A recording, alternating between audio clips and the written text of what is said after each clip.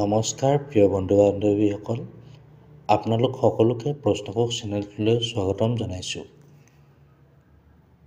আজি আমি APSCৰ দ্বাৰা অনুষ্ঠিত কৰা assistant accounts officer of Assam power distribution company limited APDCL-ৰ paper 2 part 1 general mathematics descriptive টাইপৰ কুৱেশ্যন পেপাৰখন ডিটেইল সলিউশ্যন কৰিব ওলাইছোঁ। প্ৰথম প্ৰশ্নটো হ'ল A is 25 years older than B.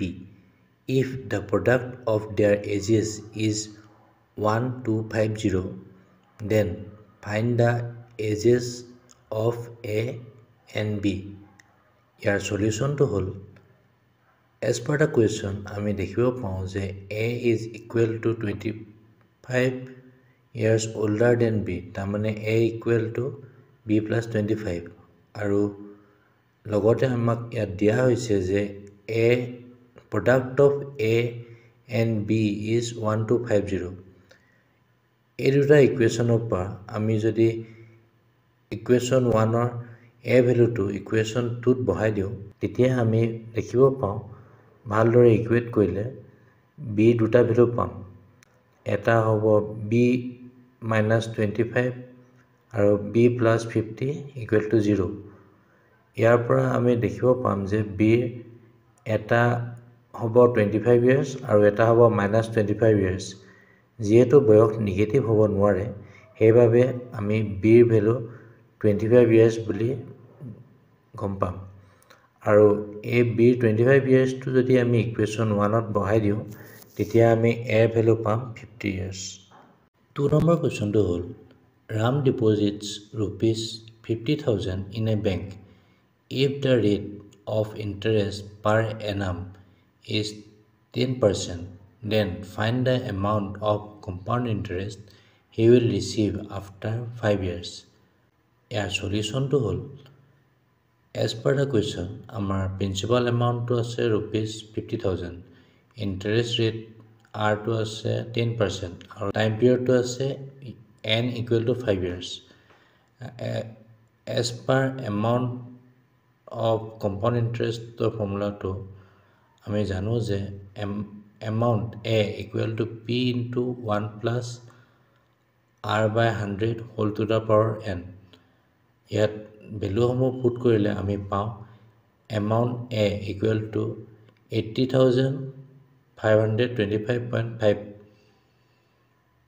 তেতিয়াহ'লে আমি এমাউণ্টটো পাম rupees 80,525.5 আৰু যিহেতু আমি জানো যে কম্পাউণ্ড ইণ্টাৰেষ্টত interest is equal two amount minus principal, সেইবাবে ইণ্টাৰেষ্টটো হ'ব rupees 80,525.5 minus 50,000 যোনটো হ'ল প্ৰিন্সিপাল আৰু ছাবষ্ট্ৰেকশ্যন কৰাৰ পিছত আমি আনচাৰটো পাম interest equal to rupees 30,525.50। 3 number প্ৰশ্নটো এটা ছিম্পলিফিকেশ্যনৰ প্ৰশ্ন হয়। ইয়াত আমাক দিয়া আছে 10 to the power minus 3 minus 10 to the power minus 2 minus 10 to the power minus 1 divided by 0.109 multiplied by curly bracket start 0.001 whole square divided by 0.1 whole to the power 4 curly bracket close।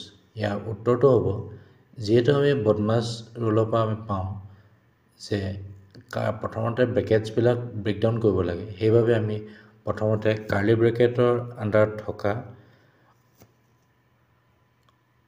পৰ্চনটো breakdown কৰিম।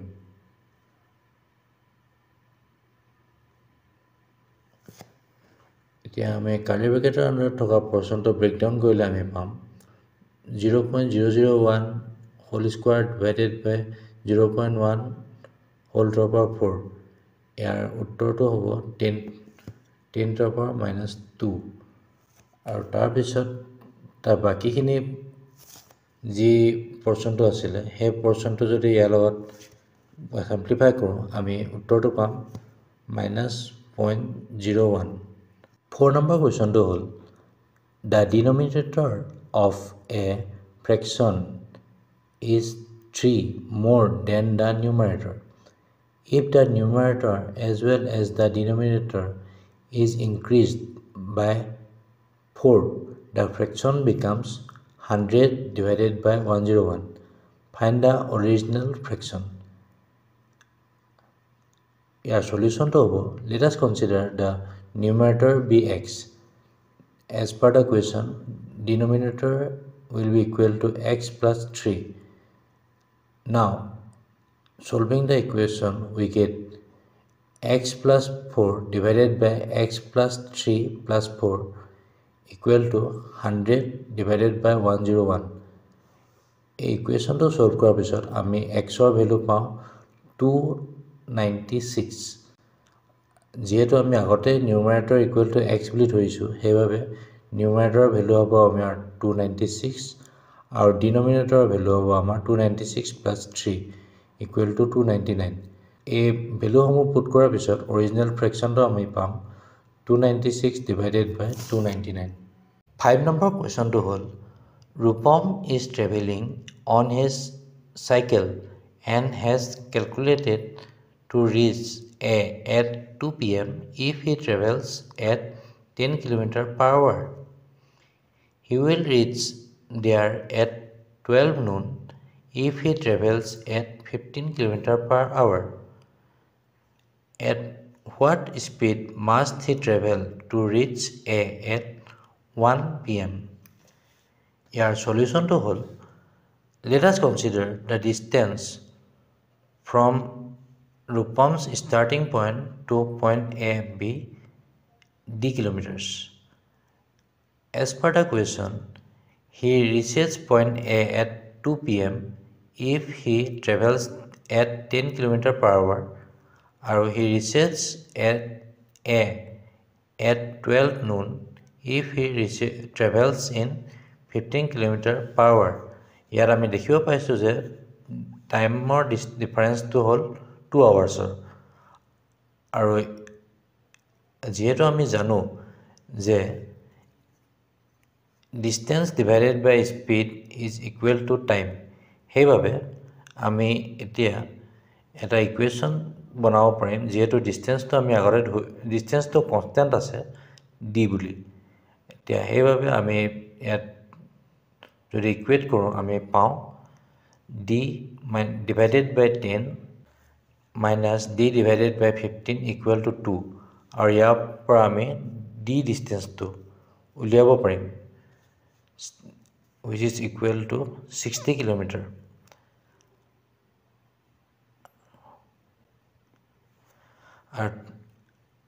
যেহেতু কুৱেশ্যনটোৰ পৰা আমি পাইছোঁ that to reach point A at 2 p.m.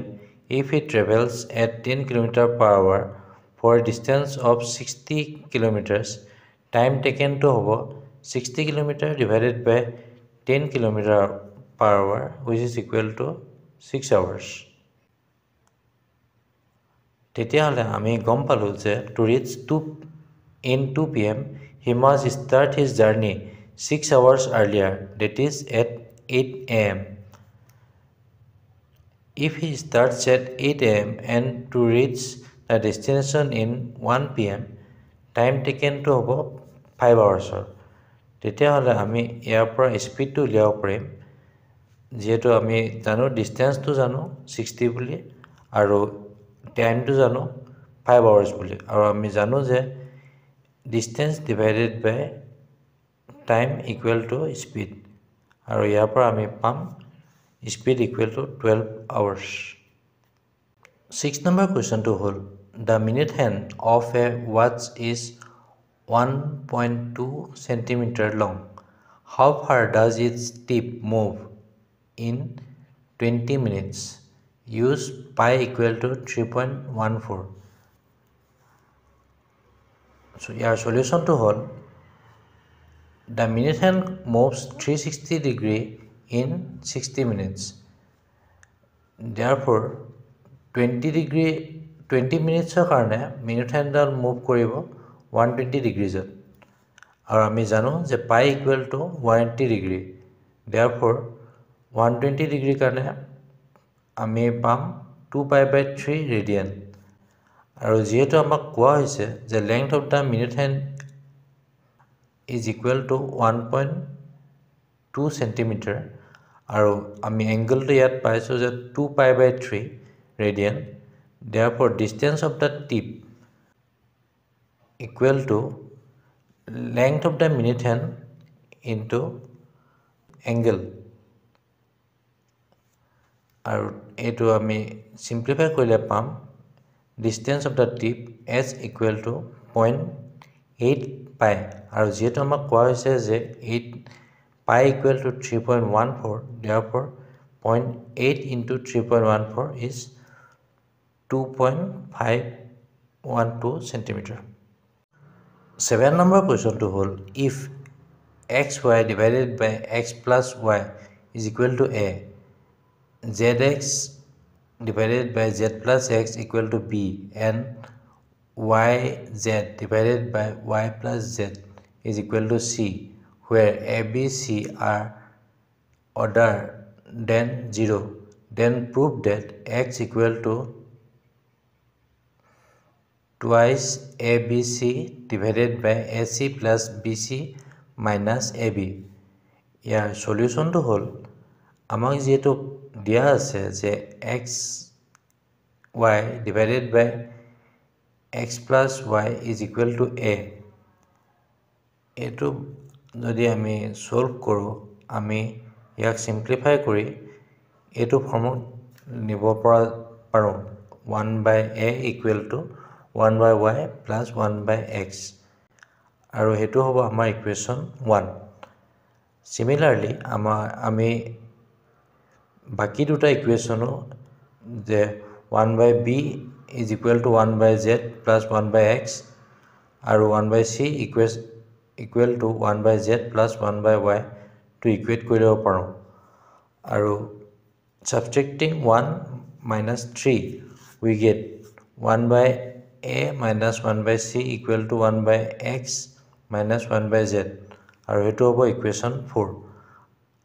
এতিয়া adding 2 and 4 we get 1/b plus 1/a minus 1/c is equal to twice x আৰু এটো ইকুৱেট কৰিলে আমি পাম x ৰ value equal to 2 into abc divided by ac plus bc plus minus ab. 8 number question to hold if r and s are the roots of the equation ax square plus bx plus c equal to 0 then find the value of 1/r square plus 1/s square. ইয়াৰ সলিউশনটো হল যেটো আমাক কোৱা হৈছে যে r and s are the roots of the equation ax square plus bx plus c equal to 0 এইভাবে আমি জানো যে r plus s equal to minus b হ'ব আৰু r into s equal to c হ'ব আৰু এটো আমাক যেটো কোৱেশ্যনত কোৱা হৈছে যে 1/r square plus 1/s square to উলিয়াব লাগে সেইভাবে equating 1/r square plus 1/s square we get a square plus r square divided by rs whole square আৰু ওপৰত দিয়ামতে আমি যেটো জানোৱে যে r plus s equal to minus b আৰু rs equal to c আৰু এই ভ্যালু কিটা আমি ইয়াত প্লেস কৰিলে আমি পাম minus b whole square minus 2c divided by c square আৰু ইকুৱেটিং কৰিলে আমি পাম 1/r square plus 1/s square equal to b square minus 2c divided by c square. 9 number question to hold tea worth of rupees 135 per kg and rupees 126 per kg are mixed with a third variety in the ratio of 1:1:2. If the mixture is worth rupees 153 per kg, then Find the price of the third variety in per kg. Here solution to hobo. We know that price of variety 1 P1 equal to rupees 135 per kg. Our price of variety 2 P2 equal to rupees 126 per kg. And price of the mixture is PM equal to rupees 153 per kg. Our ratio to whole 1:1:2. Let the price of the variety 3 P3 be rupees X per kg. As per the question, আমি equate কৰিব পাৰোঁ যে price of the mixture is equal to quantity 1 into P1 plus quantity 2 into P2 plus quantity 3 into P3 divided by total quantity. And since the ratio to আছে 1:1:2, সেইভাবে আমাৰ quantity of variety 1 Q1 equal to 1 হ'ব, quantity of variety 2 Q2 equal to 1 হ'ব, আৰু quantity of variety 3 Q3 to হ'ব 2. এই Q1 Q2 আৰু Q3 আৰু P1 P2 আৰু P3 ভেলুসমূহ প্লেচ কৰিলে আমি ইকুৱেশ্যনটো পাম এই প্ৰকাৰ ব্ৰেকেটত 1 into 135 plus ব্ৰেকেটত 1 into 126 plus 2 into x যিটো হ'ল x যেহেতু আমি জানো যে x is the price of variety 3 আৰু divided by 1 plus 1 plus 2 আৰু এইটো ইকুৱেট কৰাৰ পিছত আমি xৰ ভেলুটো পাওঁ 175.5. Thus price of third variety of tea is rupees 175.5 per kg. 10 number question to hold 150 persons were engaged to finish a job in a certain number of days. 4 persons dropped out on second day. 4 more persons dropped out on the third day, and so on. It took 8 more days to finish the work. Find the number of days in which the work was completed. Solution to whole. Let us consider x be the number of days in which 150 workers finished the work. As per the question, আমি জানো যে 150 into x is equal to 150 plus 146 plus 142 plus ... x plus 8 তাৰমানে হ'ল number of days যেহেতু x আছিলে আৰু আমাক কোৱা হৈছে কুৱেশ্যনটোত যে আৰু 8 দিন বেছি লাগিলে সেইবাবে আমি ইয়াত x plus 8 ডেজলৈকে ধৰিব লাগিব তেতিয়াহ'লে আমি এটা এপি সিৰিজ পাম যোনটোত 150 plus 146 plus 142 plus ...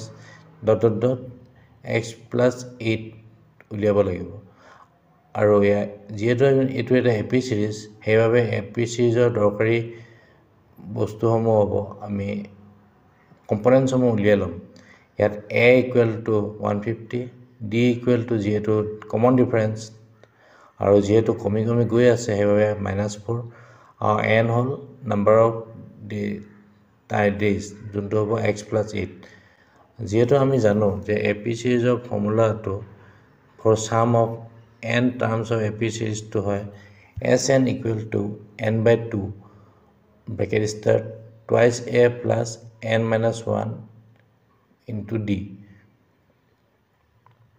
এই এমাউণ্টসমূহ আমি প্লেচ কৰিলে এই ফৰ্মুলাটো আমি প্লেচ কৰিলে আমি পাম 150x equal to x plus 8 divided by 2 bracket start 2 into 150 plus x plus 8 minus 1 multiplied by -4 এটো সলভ কৰিলে আমি এটা কোৱাড্ৰেটিক ইকুৱেশ্যন পাম যেটো হয় x square plus 15x minus 544 equal to 0 আৰু কোৱাড্ৰেটিক ইকুৱেশ্যনটো সলভ কৰিলে আমি দুটা ইকুৱেশ্যন পাওঁ x minus 17 multiplied by x plus 32 equal to 0 আৰু যিহেতু এক্সৰ ভেলু যদি আমি